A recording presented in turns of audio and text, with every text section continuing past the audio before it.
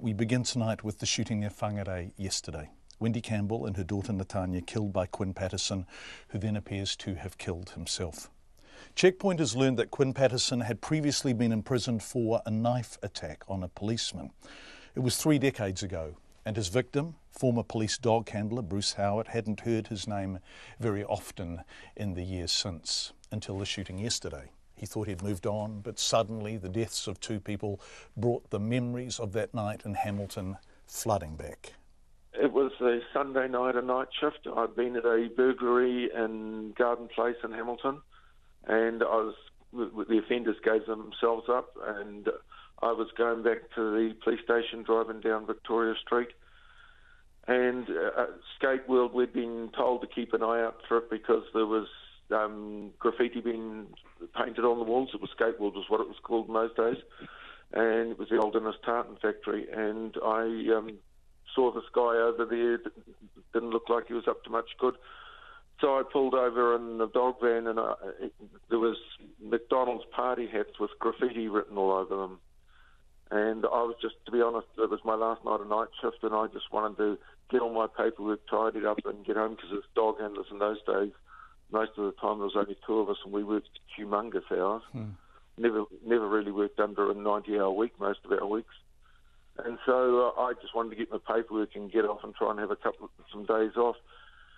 So I pulled up beside him, and then there were obscenities written all over these McDonald party hats, and he had a pen in his hand, and I said to him, that he was writing it, and he started to get bolshy with me, and I said, look, the easy solution is just give me the pen, let me see if it's the same ink or not, and we'll take it from that. And the interaction went on for, I don't know how long it was, to be honest, but there was a bit of interaction.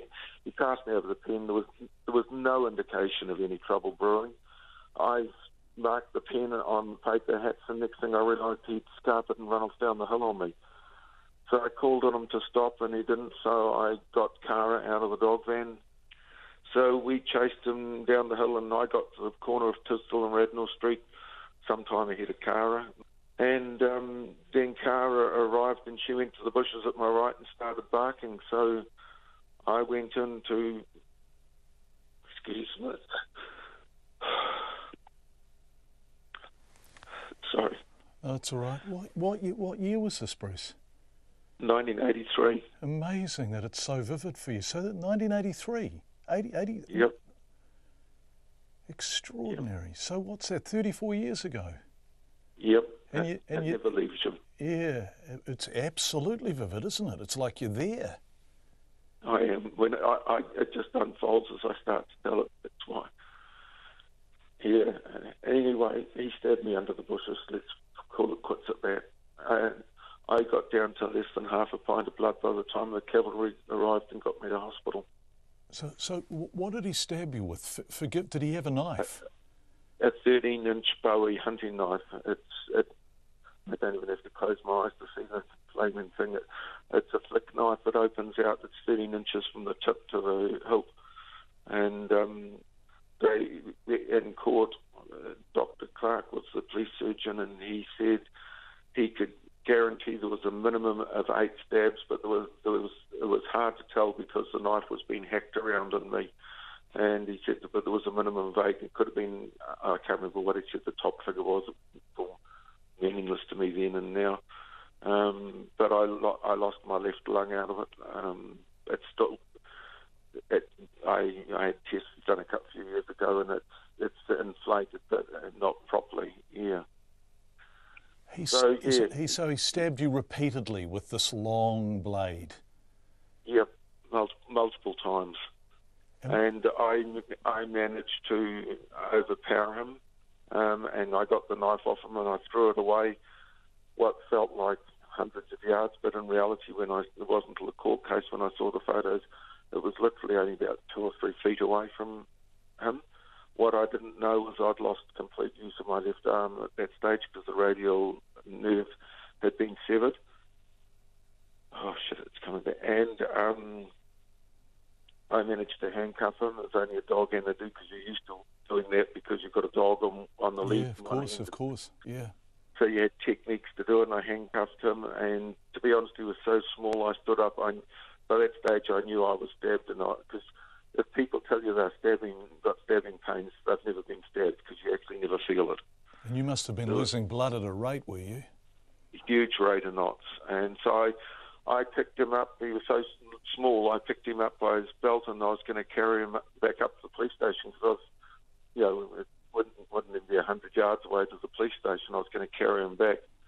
And I collapsed from loss of blood. And the only time a police dog is officially allowed to attack anyone without command is when they've attacked the handler.